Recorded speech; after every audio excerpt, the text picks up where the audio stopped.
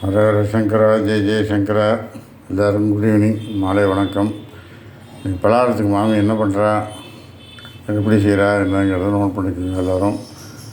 So இன்றைக்கி என்னென்ன மாதிரிலாம் போட்டு இது வந்து கிச்சடின்னு பேர். என்ன கிச்சடி? அரிசி உப்புமா பண்ணுறோம் இல்லையா, அதுலேயே எல்லா வெஜிடபிள்ஸும் போட்டு அரிசி உப்புமா பண்ணுறேன். ரவையில் பண்ணுவா, சேமியாவில் பண்ணுவா, நான் அரிசி உப்புமாவில் பண்ணுறேன். இந்த மாதிரி அரிசி உப்புமா அதுக்கு கேரட்டு, வெங்காயம், பீன்ஸு, பச்சை மிளகா, தக்காளி, இந்த உருளைக்கிழங்கு எல்லாம் பொடியாக நறுக்கி வச்சுட்டுருக்கேன்னா, அப்புறம் இப்போ தாளிக்கிறதுக்கு கருவேப்பிலை, இஞ்சி, கொத்தமல்லி, உப்பு தேவையான அளவு. அரிசி உப்புமா கிச்சடி. ஆமாம், அரிசி உப்புமா கிச்சடி.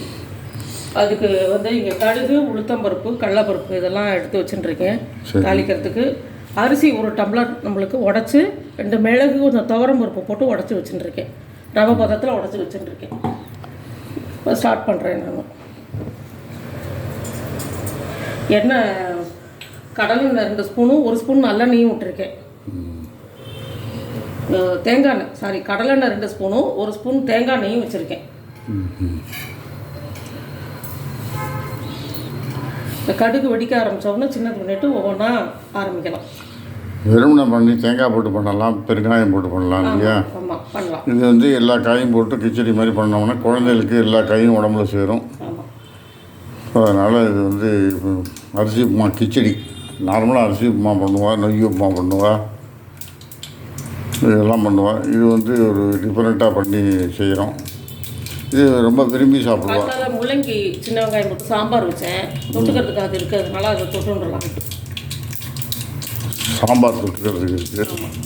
கடுகு வெடிச்சு வச்சு அடுத்தபடியாக கடலைப்பருப்பு, உளுத்தம்பருப்பு 2 போடுறேன். கடலைப்பருப்பு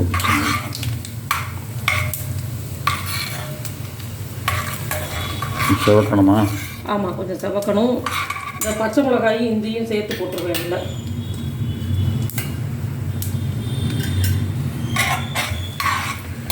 அதுக்கப்புறம் 1 by 1 கொஞ்சம் இஞ்சி வதங்கின அப்புறம் 1 by 1 எல்லா காய்கறியும் போட வேண்டியதான். இது வெடிக்கும், பார்த்துக்கோங்க.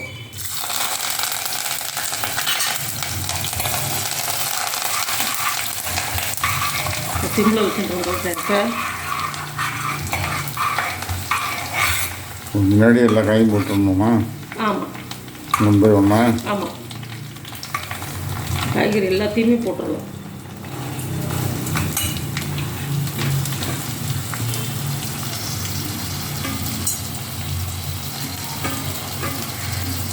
கொஞ்சம் வதங்கின அப்புறம் உருளைக்கிழங்கு போடணும், கொஞ்சம் வதங்கின அப்புறம் தக்காளி போடணும். அது மாதிரி எல்லாத்தையும் ஒட்டுக்க இந்த ட்ரையாக வதக்க வேண்டிய காய்கறி, வெங்காயம், கேரட்டு, பீன்ஸு, பச்சை மிளகாய் இதை வதக்கின்றணும்.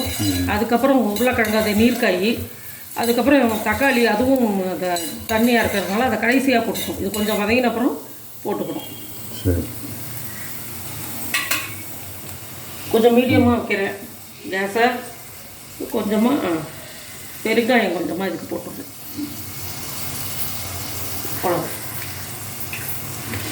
இது வதங்கட்டும். வதங்கிருக்கு. அடுத்தது உருளைக்கிழங்கு போடுறேன்.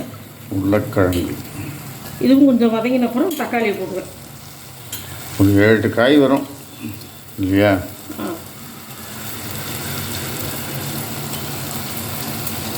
எல்லா வெஜிடபிள்ஸும் வரும்.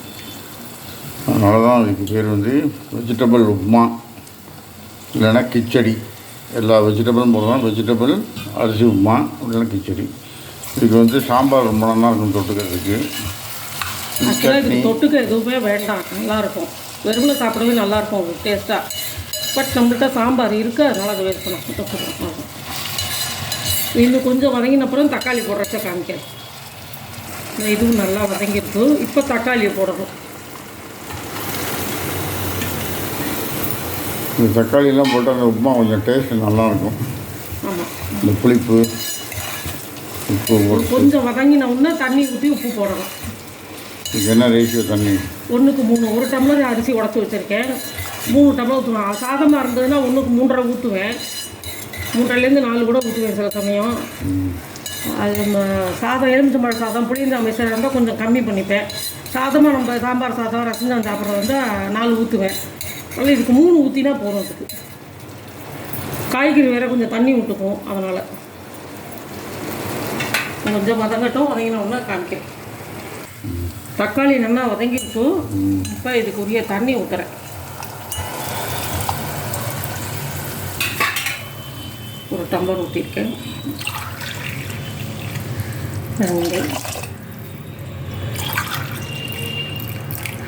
3 டம்ளர் ஊற்றிருக்கேன். தண்ணி நல்லா கொதிக்கவும் இதுக்கு தேவையான அளவு உப்பு போடுறேன். உப்புமாவுக்கு தேவையான அளவு உப்பு. வெஜிடபிள் உப்புமா. இது கடைசியாக அது கொத்தமல்லி நறுக்கி வச்சுருக்கேன். இது கொஞ்சம் கொதி வரட்டும். அப்போ நம்ம இதை போட்டு கிளறி காமிக்கலாம்.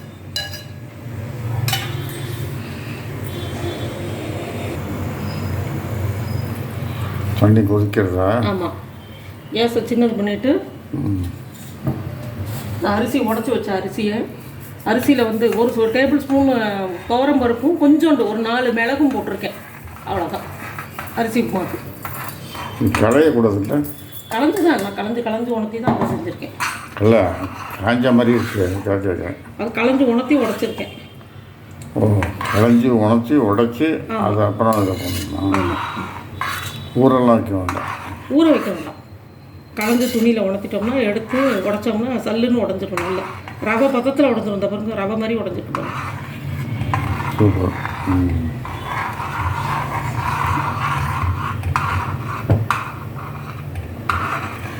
மாவு இது குருணையை கொட்டிட்டோம்னா, அரிசி குருணையை கொட்டிட்டோம்னா கிளற ஆரம்பிச்சிடணும். கொஞ்சம் கெட்டியாகிற வரைக்கும் கிண்டிட்டு கிளறிட்டு சிம்மில் வச்சு மூடி வச்சிடணும் ஒரு 5 நிமிஷம். அப்போ நல்லா வெந்துடும். ஊற்றிருக்க தண்ணி பர்ஃபெக்ட்டுங்கிறது பார்த்தாலே தெரியுது பாருங்க. நம்ம போட்டு கிளறச்சே தெரிஞ்சு போடும்.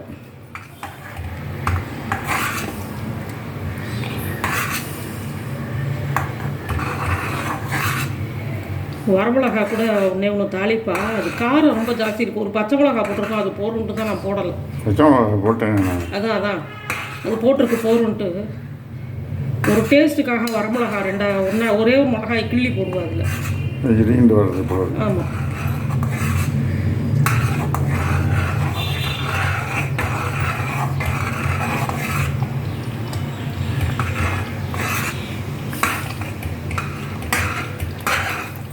எல்லா காயும் போட்டு அரிசி உப்புமாவா? ஆமாம். வெஜிடபிள் உப்புமா. ஆமாம். இதுக்கு தேங்காய் உண்டா? போடலாமே. தேங்காய் போடாமல் இருக்கா ஒன்றும் தப்பு கிடையாது, போடலாம். தேங்காயும் போட்டு பண்ணலாம். தேங்காய் போடுறது பிரச்சனை இல்லை. இது கெட்டியமாக எடுத்து நல்லா இதுலேயே கிட்டத்தட்ட ஒரு பாதிக்கு மேலே வெந்திருக்கும் குருணை. இது கொஞ்சம் மூடி வைக்கிறேன். தான் சரி. உப்புமா ரெடியாக எடுத்து கடைசியாக கொத்தமல்லி போடுறேன். இதுக்கு உப்புமா ரெடியாக எடுத்து. என்ன உப்புமா? அரிசி வெஜிடபிள் அரிசி உப்புமா.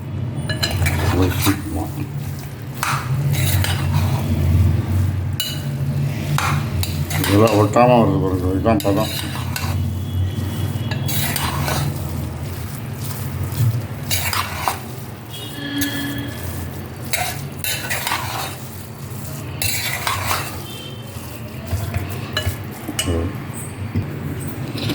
இப்போ பார்த்தீங்கன்னா வெஜிடபிள் உப்புமா ரெடி ஆகிடுச்சு. தொட்டுக்கிறதுக்கு சாம்பார் மாமியை தான் காமிச்சிருக்கா. எல்லோரும் சாப்பிடுவாங்க. இப்போ இதுதான் இன்றைக்கி வந்து எங்கள் இடத்துல மாலை டிஃபன் பலகாரம். சாப்பிட்டுட்டு மோரை கரைச்சி தூத்த மாதிரி மோர் தூத்த முடிச்சிடுவோம். எல்லாம் செஞ்சு பாருங்க. செஞ்சு பார்த்துட்டு லைக் பண்ணுங்கள், ஷேர் பண்ணுங்கள், சப்ஸ்கிரைப் பண்ணுங்கள். டவுட் இருந்ததுன்னா கமெண்ட்ஸில் கேளுங்க. Thank you very much. பாய்.